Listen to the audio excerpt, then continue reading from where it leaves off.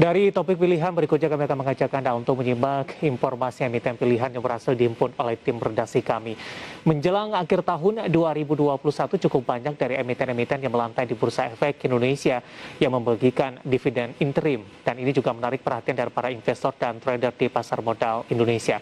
Namun ada beberapa fenomena menarik yang diperhatikan adalah ketika salah satu emiten yang berencana membagikan dividen ketika jadwal dari dividennya selesai, ini cenderung mengalami pelemahan yang cukup signifikan dari sisi pergerakan saham dari emiten tersebut.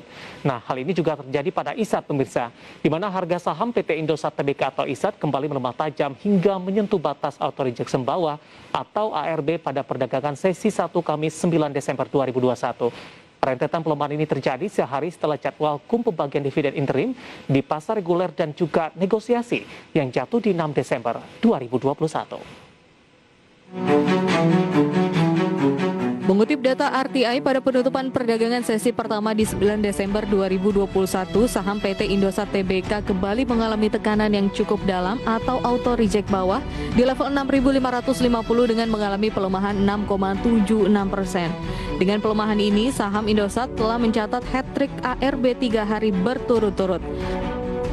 Pada perdagangan Rabu 8 Desember 2021, saham Indosat ditutup melemah 6,95% atau 525 poin ke level Rp7.025 per saham.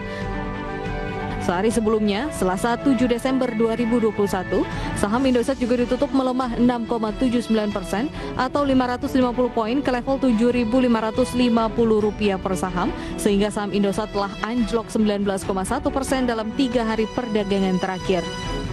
Rentetan pelemahan ini terjadi sehari setelah jadwal pembagian dividen interim di pasar reguler dan negosiasi yang jatuh pada Senin 6 Desember 2021. Adapun jadwal ex dividen di pasar reguler dan negosiasi adalah 7 Desember 2021. Sementara itu jadwal dividen di pasar tunai jatuh pada 7 Desember 2021, lalu tanggal ex dividen di pasar tunai 8 Desember 2021 dan pembayaran dividen akan dilakukan pada 16 Desember 2021.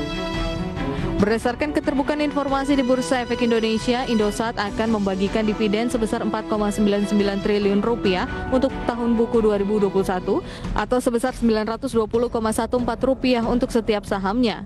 Pembagian dividen interim ini sejalan dengan kinerja Indosat hingga kuartal 3 2021, di mana Indosat mampu membalikan kerugian di kuartal 3 2020 menjadi laba periode berjalan yang dapat diatribusikan ke pemilik entitas induk sebesar Rp5,8 triliun.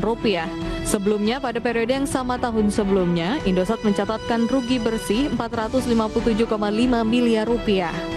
Berbagai sumber IDX Channel.